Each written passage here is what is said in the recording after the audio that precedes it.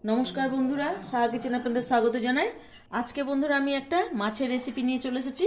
সেটা হচ্ছে তেলাপিয়া মাছ। এই যে মাছ ধুয়ে কেটে আমি লবণ হলুদ মাখিয়ে নিয়েছি। এখানে মাছের উপকরণ সব গুছিয়ে নিয়েছি।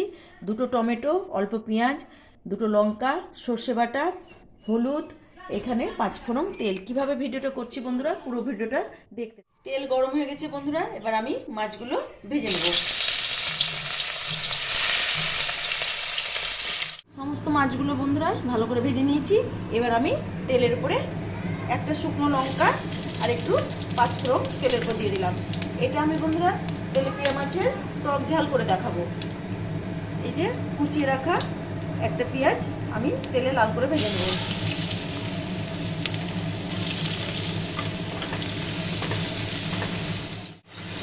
অল্প পরিমাণে পেঁয়াজ বন্ধুরা, পেঁয়াজটা ভাজা করে আমি এখানে 1.5 খানা টমেটো দিয়ে দিচ্ছি।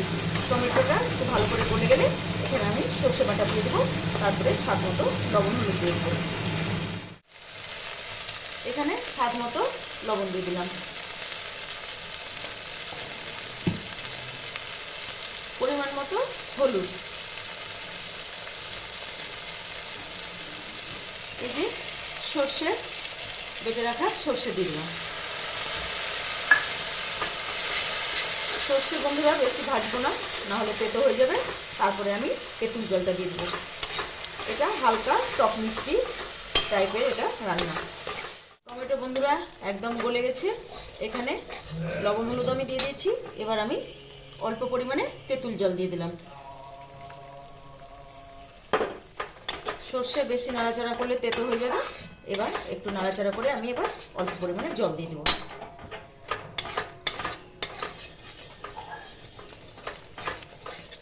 সর্ষে ঝোলটা বন্ধুরা ফুটে গেছে। এবার আমি ভেজে রাখা মাছগুলো পরপর দিয়ে দেবো। এটা বন্ধুরা একদম মাখো মাখো টাইপের হবে। এটা টক ঝাল বলে এটা। এরপরে আমি অল্প পরিমাণে একটু মিষ্টি দিয়ে দেবো, যেহেতু এখানে তেঁতুল জল আছে, ছ্যাঁচকে টক হয়ে যাবে সেই জন্য। এই প্রসেসটা বন্ধুরা একবার করে দেখুন, আশা করি ভালো লাগবে। যদি ভালো লাগে তাহলে লাইক কমেন্ট করে আমার পাশে থাকবেন।